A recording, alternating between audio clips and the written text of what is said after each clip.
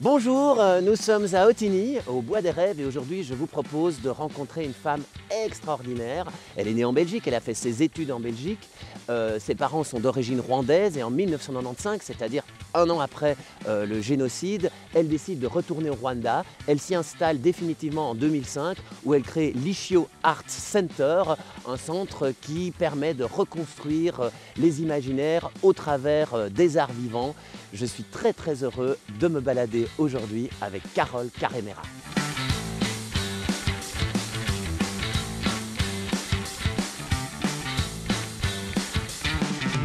Nous sommes à Otigny, au Bois des Rêves, et j'ai l'immense honneur et la chance de me balader aujourd'hui avec Carole Carremera. Bonjour Carole. Bonjour Mani. Carole, tu es comédienne, tu es danseuse, tu es musicienne. Oui. Tu es née en Belgique, hein, tu as fait tes études en Belgique. Tes parents sont d'origine rwandaise. Oui. Et en 1995, tu es encore aux études, hein, je ne me trompe pas, Oui, je suis encore au Conservatoire de Mons. au Conservatoire de Mons, et tu décides pour la première fois d'aller au Rwanda, Oui, un an après le génocide. exactement. C'est quoi? Pourquoi? Qu'est-ce qui a fait que tu as eu ce besoin, cette nécessité, ce désir? Un élan de vie, un Ouais. peu comme ça, oui. C'était d'abord l'arrivée en Belgique de mon père et de mes sœurs, que je ne connaissais pas, qui eux fuyaient. Et alors moi, j'ai eu envie d'aller vers ce qu'ils fuyaient. C'est un peu étrange, mais c'était de me dire que ce pays que je n'avais vu qu'en images, qu'en photos, entendu qu'en chansons, devenait très réel. Alors je me dis, j'avais envie de m'ancrer dans cette réalité. Je pense que je n'avais pas tout à fait réalisé à l'époque ce que ça voulait dire, mais j'ai eu ressenti cette envie immense d'aller au pays pour la première fois. Voilà. Ensuite, tu y es retourné à plusieurs reprises et Oui. en 2000, tu as participé à un projet, Rwanda 94, mis en Oui. scène par Jacques Delcuvelry, Tout à fait. qui est un projet majeur, hein, dans l'histoire du théâtre qu'on connaît bien. Le texte est d'ailleurs disponible au Villard, Oui. oui, avec la librairie La Page d'après. Ça aussi, j'imagine, ça a été une expérience incroyable et puis un travail incroyable de... Inouï. En fait, c'était presque inespéré. En fait, j'aurais jamais imaginé que en Belgique, c'était par la voie du théâtre et de la culture que j'allais avoir accès à l'histoire de mon pays, Ouais. à sa compréhension, à son passé. Et quand donc le groupe OV et Jacques Descuvelry et Marie-France Collard m'ont dit qu'ils travaillaient sur le Rwanda, j'ai foncé. J'ai eu très envie. Et puis, ça a été une aventure humaine, artistique, philosophique, anthropologique Ouais. extraordinaire. Et ça m'a permis en fait d'ancrer ma pratique artistique dans mon réel Ouais. de Rwandaise. Bonjour. Bonjour. Bonjour. À partir de ce moment-là, il y a quelque chose qui a changé?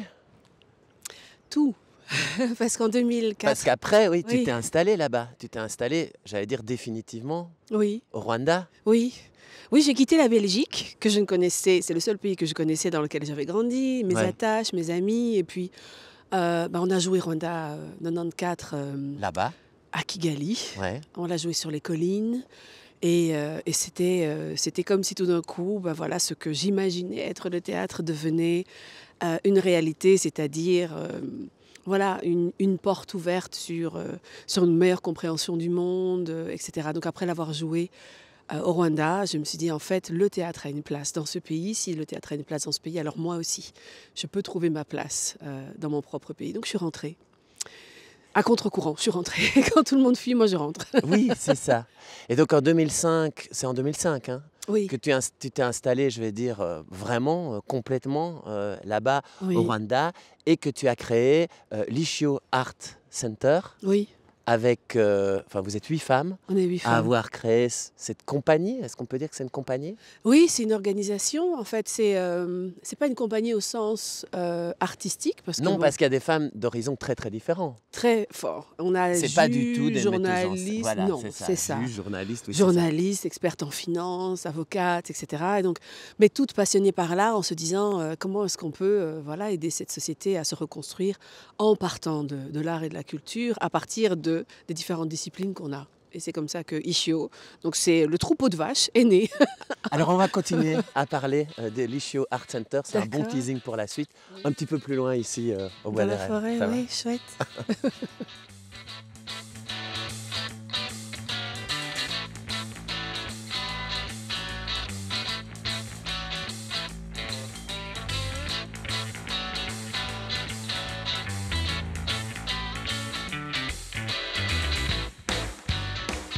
Le Villard prend l'air au Bois des Rêves à Ottignies avec Carole Carremera, comédienne, danseuse, musicienne, responsable de compagnie et plein d'autres choses. On est ici devant les créations de Dominique Gillis, les totems en bois de Dominique Gillis qui ornent l'ensemble un peu ici du site du domaine provincial.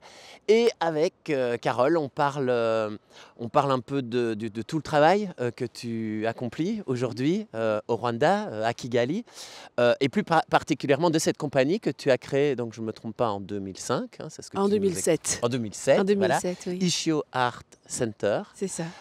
avec 8 femmes. Donc tu nous disais que c'était des femmes d'origine très très différentes. Alors c'est quoi le projet Ishio Art Center? Le projet de Ishio, c'est de voir comment est-ce que l'art et la culture peuvent participer à réinventer une société. Alors c'est très ambitieux, ça Ouais. peut paraître très arrogant parfois, mais avec les femmes, on s'est dit si on en est arrivé à ce niveau de destruction, c'est aussi parce que la culture avait été aussi éradiquée alors qu'il fallait recommencer par la fin pour essayer d'imaginer quelque chose de nouveau. Et donc de voir comment est-ce qu'une communauté d'artistes, d'intellectuels peuvent réfléchir ensemble à des propositions artistiques qui seraient en écho, en résonance avec là où la société en est aujourd'hui en fait. C'est ça. Mhm. Proposer des nouveaux récits. Des nouveaux récits, questionner les formes esthétiques, questionner la place de l'art dans l'espace public, dans la vie des gens, Oui. à orienter, guider les politiques et imaginer des espaces aussi d'échange dans la société où on cherche à recréer en fait une sorte d'unité autour d'une identité qui a quand même été très fort molestée. Oui, d'autant que vous investissez des endroits qui étaient avant investis par la terreur. Je C'est ça. parle de la rue. Exactement, c'est le théâtre de rue, le théâtre pour le jeune public, donc comment on ancre des jeunes Rwandais avec un héritage aussi lourd à porter dans une société qui regarde vers l'avenir, qu'est-ce que ça veut dire, comment on crée de la formation, comment on fait un théâtre dans un pays qui n'a pas de théâtre, C'est ça. mais qui a une culture poétique ou politique très importante. Avec une grande méfiance, j'imagine, sur la parole publique, sur la parole scandée, qui avait quand même été confisquée plutôt par rapport à dans une propagande de destruction, Oui, plutôt que dans une propagande de construction. totalement. Et en fait, c'est là qu'on oublie souvent le pouvoir de l'art, Oui.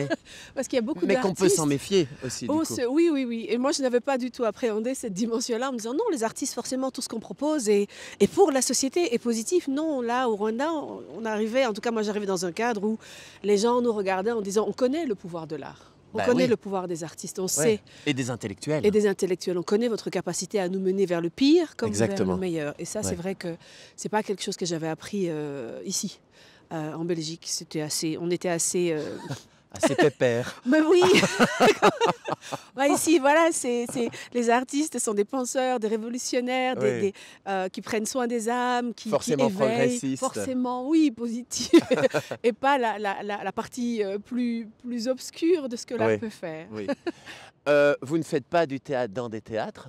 Non, Vous pas faites seulement, du théâtre dans la rue, dans les maisons? Oui, dans les maisons aussi. Voilà, c'est aussi très politique, ça, comme démarche. Oui, c'est parce qu'on a aussi un rapport à l'intime et à la parole qui est très culturellement codifié.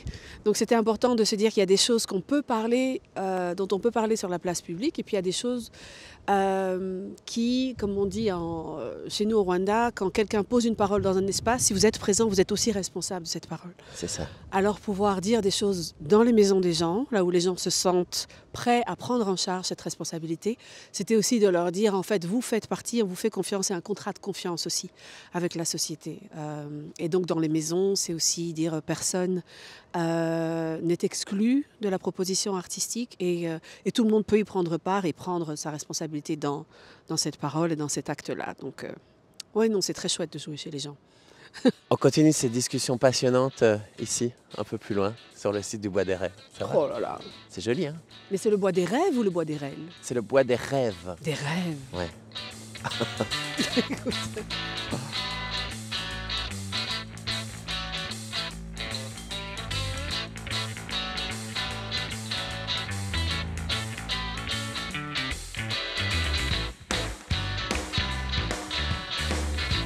Nous sommes au Bois des Rêves à Otigny et aujourd'hui le Villard prend l'air avec Carole Carremera, comédienne, danseuse, musicienne, responsable de compagnie.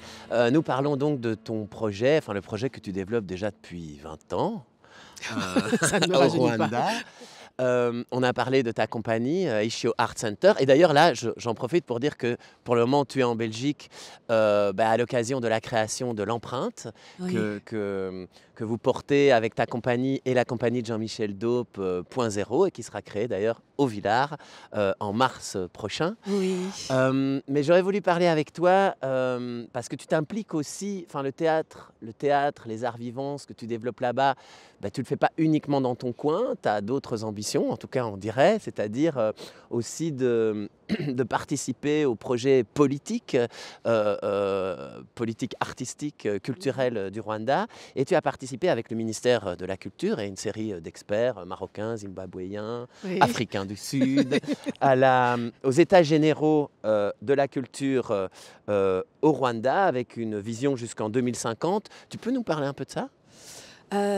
Oui, en fait, on avait très envie avec les femmes d'Ishio de se dire que la culture et les arts, c'est pas un domaine séparé. C'est-à-dire qu'un peu comme la forêt ici, ce n'est pas un type d'arbre qui ne tient pas compte de ce qui se passe ici et du sol qui le nourrit. Donc, on a eu envie, dans tout le processus du Rwanda, de participer un peu à cette vision en se disant comment la culture peut participer à la réalisation d'une vision nationale, mais en concertation avec le social, avec l'économique, avec le domaine de la santé, etc. Donc on a décidé d'organiser le mapping, donc une cartographie, en se disant oui, on est à la capitale, on est à Kigali, donc le Rwanda n'est pas plus grand que la Belgique, mais qu'est-ce qui se passe à la frontière avec le Congo, qu'est-ce qui se passe à la frontière avec l'Ouganda, comment est-ce que l'art résonne, comment est-ce qu'il se positionne, et donc on est parti dans tout le pays pour rencontrer presque 4000 artistes et on a discuté de quoi vous avez envie, de quoi vous avez besoin, à quel endroit l'art joue un rôle dans votre développement social, à quel endroit vous avez besoin du gouvernement pour vous soutenir, quelle est votre vision à très court terme, à moyen terme, à long terme. Et après, on a ramené tout ça. Des centaines d'heures de discussions, de débats, de fiches. Et on s'est assis avec d'autres experts d'autres pays d'Afrique parce que le Rwanda n'est pas une île. Non. Et que ce n'est pas du tout souhaitable de s'isoler. Il faut mieux comprendre la dynamique régionale. Avec des experts, comme tu l'as dit, d'autres pays d'Afrique, on s'est assis en disant quel est le projet, quel est le plan d'action, quelle est la politique publique qui pourrait être la cheville en fait ouvrière pour après que le corps continue de se constituer d'une politique publique et d'un plan d'action qui pourrait accompagner le Rwanda dans sa vision jusqu'en 2050. Et c'est vrai que il y a pas mal de gens du gouvernement qui nous disent mais en fait vous faites notre travail. On a dit non, on est citoyens comme vous, donc on vous aide. Si vous avez besoin d'aide, on est là. Si vous avez besoin d'informations, on peut la trouver.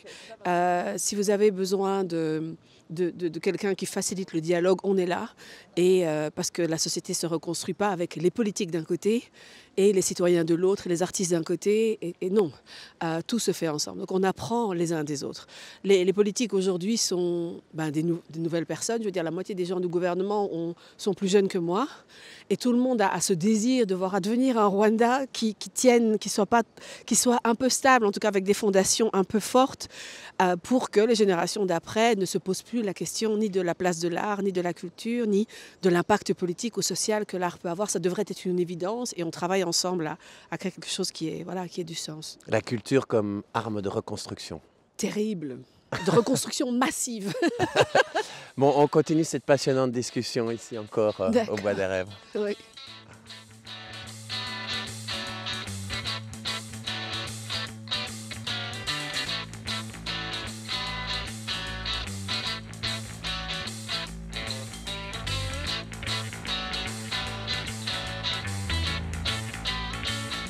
Le Villard prend l'air au Bois des Rêves à Otigny. Alors ici on est dans la partie boisée du Bois des Rêves avec la petite cabane de lutin ici. Nous sommes avec Carole Carremera, comédienne, metteuse en scène, danseuse, musicienne et responsable de compagnie et bien d'autres choses.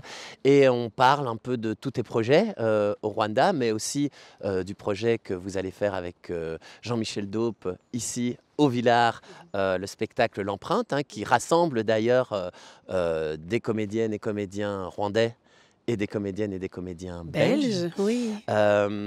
Mais j'aurais voulu encore parler avec toi d'un autre sujet, un sujet dont on parle beaucoup ici pour le moment, c'est la décolonisation, ou même encore les impacts de la colonisation, qui sont des choses qu'on questionne beaucoup. Et j'aurais eu envie d'avoir ton regard, toi, qui vis là-bas, au Rwanda, pour savoir comment on fait concrètement, dans le quotidien, quel est l'impact de ces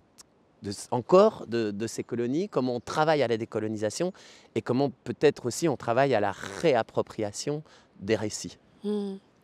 Et c'est vrai que la question de la décolonisation, elle est un petit peu partout parce que c'est à la fois des identités créées, projetées par l'empire colonial à l'époque sur les gens au Rwanda. Donc il a fallu se défaire de cette peau, Oui. de ces identités un peu meurtrières et criminelles. Et puis ensuite, c'est de voir jusqu'où, dans toutes les strates de la société, en fait, la colonisation a eu un impact. Il y a des choses très simples, par exemple, toutes les lois qui étaient promulguées par la colonisation belge. Ouais. À l'époque, il nous a fallu presque une dizaine ou une quinzaine d'années pour se rendre compte que tout un corps de lois héritées de la colonisation était en fait pénalisées ou étaient excluantes pour certaines personnes dans la société. Donc il y a un gros travail au niveau des lois. Il y a aussi la question des espaces. Un pays aussi petit que le nôtre, il y a des espaces qui appartiennent encore et qui ont appartenu à la colonisation aux Belges et aux Allemands, avec des contrats et des bails de 100 ans C'est qui ça. sont arrivés Le Rwanda est un pays pas plus grand que la Belgique. pas plus grand que la Belgique, mais quand 13% du territoire appartient à un autre pays, Bien sûr. c'est beaucoup. C'est ça. Donc même sur la répartition des espaces de vie, et puis la question de la colonisation aussi sur les systèmes de gouvernance. Et ça, je trouve que c'est une des choses les plus complexes à comprendre, c'est de se dire jusqu'où est-ce que en fait, cet héritage de cette hiérarchisation de la société est dans le rapport le rapport à la justice, quel est le rapport C'est ça. au leadership, qui prend le corps des décisions, qui ont été de la colonisation. Est-ce que ça nous convient d'avoir un président, un premier ministre, ou alors est-ce qu'on recrée un conseil, comme c'était avant la colonisation, de sages, qui est apolitique et qui accompagne le gouvernement? Qu'est-ce qui, dans un équilibre plus ou moins stable et bénéfique pour tout le monde, et ou pas en accord avec le projet de colonisation. Et ça va jusque dans la nature. Par exemple, le Rwanda, on est un pays aussi obsédé par la bienveillance aussi vis-à-vis de la nature. Il y a d'abord la bienveillance vis-à-vis des gens, mais aussi la bienveillance vis-à-vis de la nature, avec une politique d'énergie renouvelable, bleue, verte, etc., avec un horizon à 2030 qui va jusqu'à 40% de l'énergie du Rwanda, replanter les arbres, etc. Donc il y a plein de façons de vivre qui ont été héritées de la colonisation et on se rend compte qui sont blessantes ou qui portent préjudice à la nature, qui sont aussi de cet ordre-là. Et donc la question de nos savoirs aussi, ça va de la culture médicinale, les pratiques médicinales. Ouais. Pendant les 10 premières années après le génocide, on n'osait pas dire que les arbres, par exemple, comme Umuko ou Mudere, soignent l'asthme, soignent ceci, mais qu'il faut acheter du paracétamol qui vient de Bayer en Allemagne. Et parce que ça a été rendu comme satanique par la colonisation, tous ces savoirs-là, comme sorcellerie, alors que c'était partout dans tout le Rwanda, tout le monde avait un arbre qui soigne chez soi et savait quoi en faire. Et c'est l'aliénation, en fait, se rendre compte à quel point c'est une aliénation collective, pas simplement pour les colonisés, mais aussi pour les colonisateurs, de se rendre compte que même dans les rapports et dans le regard, on est toujours emprunt et conditionné à se dire que si ça vient de l'extérieur de l'Afrique, c'est meilleur. Si c'est proposé par des intellectuels européens, ça doit être mieux pensé.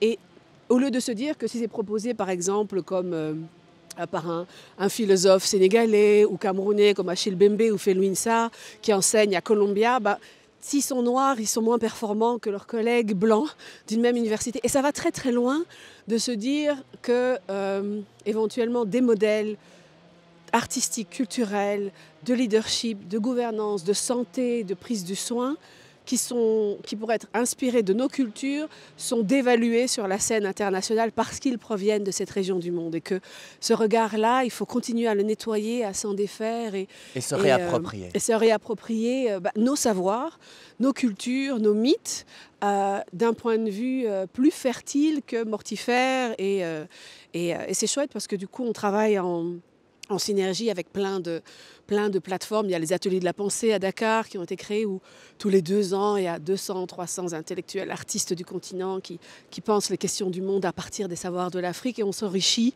et on échange et on emmène.